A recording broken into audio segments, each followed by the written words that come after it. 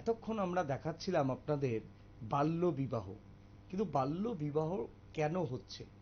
তখনই বাল্য বিবাহ হয় যখন স্কুল ছুটের সংখ্যা বাড়ে, এবং স্কুল ছুটের সংখ্যা অনেক যখন বাড়ে তখন এর পিছনে অনেক সম্পর্ক থাকে, আর্থসামাজিক পরিস্থিতি, অর্থনৈতিক পরিস্থিতি এইগুলি নির্ভর করে। কিন্তু যখন রাজ্য সরকার চেষ্টা করছে স্কুল ছুটের সংখ্যা কমানো, কিন্তু তখনই ইউনিসেফ এবং এই যে সংস্থা, সেই সংস্থার যে যৌথ রিপোর্ট, সেই যৌথ রিপোর্টে কিন্তু রাজ্য সরকারের বিরুদ্ধেই কথা বলছে। স্কুল ছুটের সংখ্যা বাড়ছে, কেন স্কুল ছুটের সংখ্যা বাড়ছে, এবং সেই জায়গাতে দাঁড়িয়ে স্কুল ছুটের সংখ্যা 15 থেকে 19 বছরের মধ্যে এই স্কুল ছুটের সংখ্যা সর্বাধিক বেশি, এবং সর্বাধিক হওয়ার তার অনেকগুলো কারণ থাকতে পারে। কি কি কারণ রয়েছে সেই বিষয়ে এবার আমরা কথা বলবো। আমাদের প্রতিনিধি সুপ্রীতি যেমনটা আমাদের বলছিল, এবার এই স্কুল ছুটের সংখ্যা কেন বাড়ছে তা নিয়েই আমরা এবার কথা বলবো আমাদের প্রতিনিধি সুপ্রীতি মুখার্জির সঙ্গে। সুপ্রীতি, শুনতে পাচ্ছ?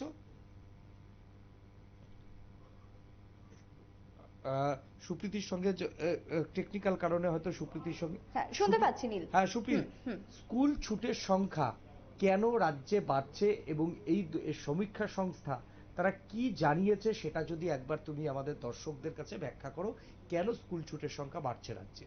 দেখো, এই যে এতক্ষণ ধরে আমরা ফোকাস করছিলাম কি না, এই রাজ্যে বাড়ছে বাল্যবিবাহের সংখ্যা, শুধু বাড়ছেই নয়, এখন গোটা দেশকে ছাপিয়ে গেল ত্রিপুরা।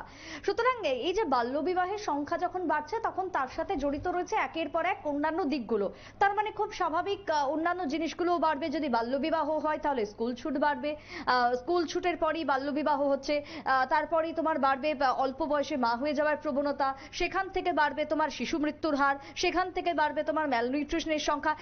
এই যে পুরো বিষয়টা কিন্তু একটা চেইন সিস্টেমে চলছে। সুতরাং আমাদের প্রথমেই বা গোড়াতেই আমাদেরকে রুখতে হবে, যেমনটা এই সমীক্ষা আজকে দাবি করেছেন।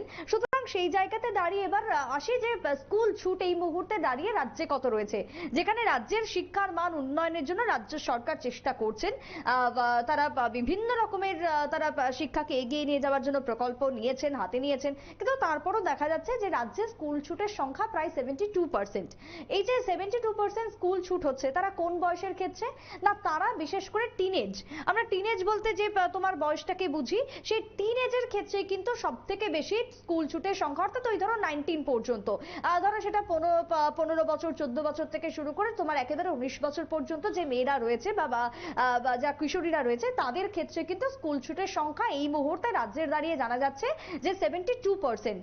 তাহলে স্কুল কারা যাচ্ছে বা স্কুলে যাওয়ার ক্ষেত্রে আগ্রহ কাদের রয়েছে?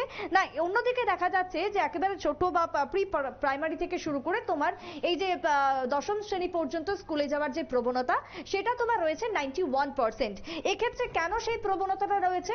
না, সেই জায়গাতে দেখা যাচ্ছে যে তারা স্কুলে যাচ্ছে, হয়তো আমরা দেখি যে বিভিন্ন রকমের সরকার থেকে বিভিন্ন রকমের মিড ডে মিল দেওয়া হচ্ছে, বা নানান রকমের স্কুলের দেওয়াল বা চারিদিকে আঁকাঝোঁকা করা হচ্ছে, তাদেরকে অ্যাট্রাক্ট করার চেষ্টা করা হচ্ছে। এই বয়সটাতে দেখা যাচ্ছে যে তারা স্কুল যাচ্ছে, কিন্তু তারপরে তারা যখন কিছুটা বুঝছে মাধ্যমিকের পর, তাদের হয়তো কোথাও গিয়ে, বিশেষ করে মহিলাদের ক্ষেত্রে পরিবার থেকে বলা হচ্ছে কি যে তাদেরকে বিবাহের জন্য তাদেরকে হয়তো চাপ দেওয়া হচ্ছে, সেই জায়গাতে একটা কারণ। এবং অন্যদিকে দাঁড়িয়ে তাদের পড়াশোনার প্রতি অনেকটাই তারা আগ্রহ কমছে বা মুখ ফেরাচ্ছে। তার ফলে দাঁড়িয়ে 72% এই যে স্কুল ছুট এই মুহূর্তে রাজ্যে রয়েছে। সুতরাং এই যে তথ্য, সেই তথ্য কিন্তু এখন উদ্বেগ বাড়াচ্ছে রাজ্যের জন্য। দেখো, শুধু স্কুল ছুট নয়, স্কুল ছুট যারা করছে তাদের ক্ষেত্রে অনেক সময় কি হচ্ছে, বাড়িতে বসে থাকতে গেলে বিভিন্ন রকমের অপরাধমূলক একটা প্রবণতা কাজ করছে। তখন সেই জায়গাতে নানান রকমের চাইল্ড যে তোমার অপরাধ বা শিশু অপরাধ, সেই শিশু অপরাধের সংখ্যা বাড়ছে। এবং এই শিশু অপরাধের ক্ষেত্রে রেজিস্টার কেস, সরকারিভাবে রেজিস্টার যে কেস, সেটা তোমার প্রায় 716, আনরেজিস্টার ভাবে সেই সংখ্যাটা হয়তো আরো বেশি হতে পারে। ঠিক একই রকম ভাবে এই যে তোমার স্কুল ছুটের সংখ্যা যেটা 71% আমরা পাচ্ছি রেজিস্টার হিসেবে, তোমার যেটা আনরেজিস্টার ভাবে যদি বলি, সংখ্যাটা তো আরো বেশি হয়ে যাবে।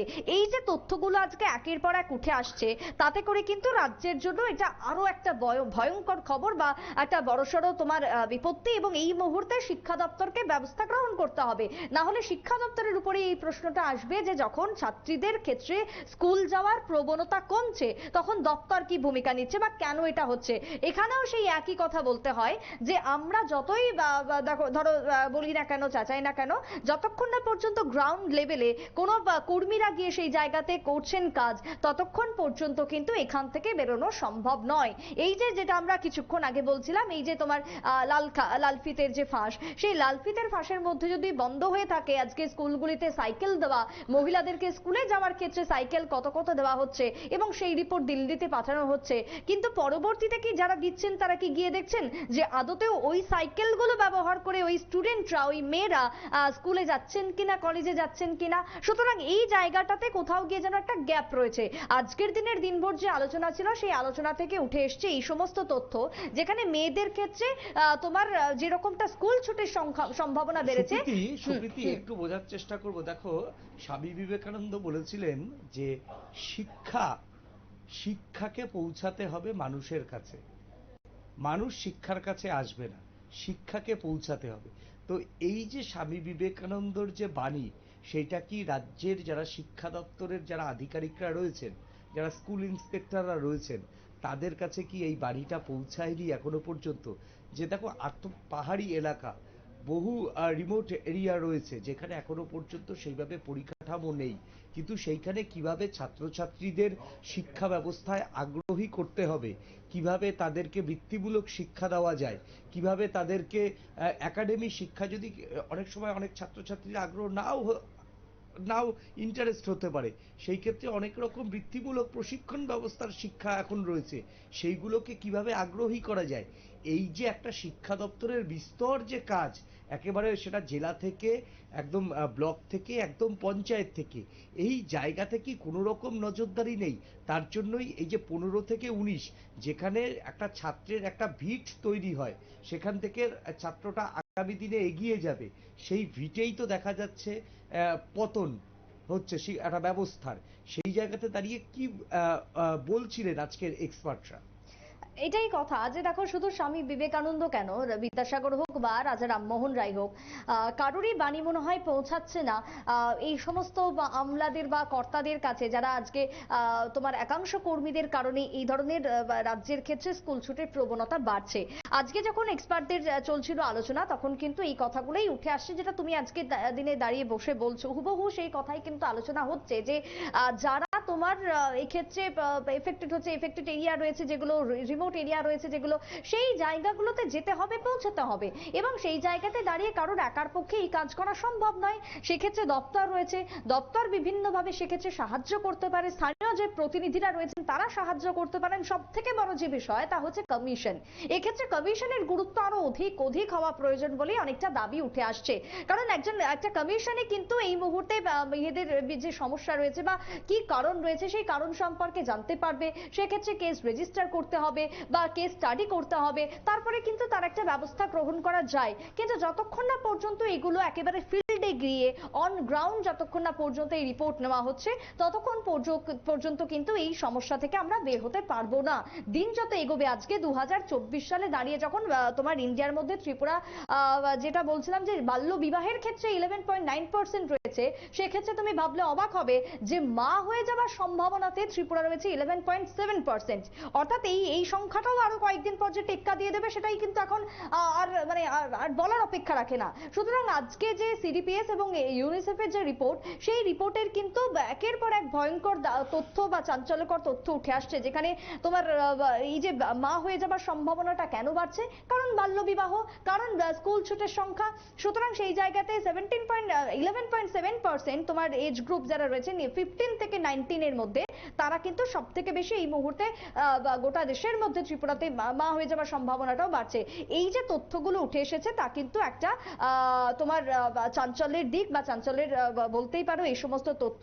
এবং সেই জায়গাতে দাঁড়িয়ে এই যে চাইল্ড লেবারের সংখ্যা, যেটা তোমাকে আমি বলছিলাম, সেটাও বাড়ছে কিন্তু দিনে দিনে। বিভিন্ন ক্ষেত্রে দেখা যাচ্ছে যে মহিলা যারা রয়েছেন শ্রমিক, সেক্ষেত্রে সংখ্যাটা অনেক বেশি পুরুষদের তুলনায়। সুতরাং কোথাও গিয়ে তার মানে পুরুষরা বুঝেছেন যে পড়াশোনার গুরুত্ব, সেই জায়গাতে তারা যেরকম এগিয়ে যাচ্ছেন, কিন্তু এখনো পর্যন্ত মহিলারা কিন্তু সেই জায়গাতে এখনো ততটা গুরুত্ব বুঝতে পারছেন না। এই জায়গাতে প্রথম কাকে বোঝাতে হবে না, যে না সেই কিশোরীর পরিবারকে বা অভিভাবকদের। এবং সেই কাজটা শুধুমাত্র লালফিতের ফাঁসে ভরা থাকলে হবে না, দপ্তর আধিকারিকদের সরেজমিনে গিয়ে সেটাকে দায়িত্ব নিতে হবে, বোঝাতে হবে, তাহলে কিন্তু এই ত্রিপুরার আজকে যে তোমার কালিমা লিপ্ত হলো সেটা আগামী দিনে বেরিয়ে ত্রিপুরাও একদিন গোটা দেশের সামনে দৃষ্টান্ত হতে পারবে। নীল। একেবারে ধন্যবাদ আমাদের সঙ্গে থাকার জন্য। সিডিপিএস এবং ইউনিসেফের যে রিপোর্ট, সেই রিপোর্ট আসার পরে কিন্তু রাজ্যের স্বাস্থ্য দপ্তর এবং সমাজ কল্যাণ দপ্তর, এই দুই দপ্তর কিন্তু যথেষ্টই অস্বস্তিতে। তবে এখনো সময় আছে, দপ্তরের যদি কর্মীরা একেবারে মাঠে ময়দানে নেমে তারা যদি কাজ করেন এবং সাধারণ মানুষের সঙ্গে গিয়ে তারা যদি জনসংযোগ, সাধারণ মানুষের মধ্য থেকে জনসংযোগ বাড়িয়ে এই সমস্যার সমাধান কিভাবে হবে সেটা যদি আলোচনা করেন, তাহলে একদিন সত্যিই এগিয়ে যাবে ত্রিপুরা। না হলে জাতীয় স্তরে এই ডেটাগুলি শেয়ার হলে আদতে কিন্তু রাজ্যেরই মুখ পুড়বে, রাজ্য সরকারের কর্মচারীদেরই কিন্তু মুখ পুড়বে। তাই 10টা 5টা অফিস করার যে মানসিকতা, সেই মানসিকতা ছেড়ে এবার একটু কোথাও গ্রামে গঞ্জে গিয়ে সরজমিনে কাজ করার জন্য আপনাদেরও উদ্যোগী হতে হবে। এখন নিয়ে নেব ছোট্ট একটা বিজ্ঞাপনের বিরতি। বিজ্ঞাপনের বিরতির পর ফিরে আসি আমরা অন্য কোনো খবরে। সঙ্গে থাকুন নিউজ।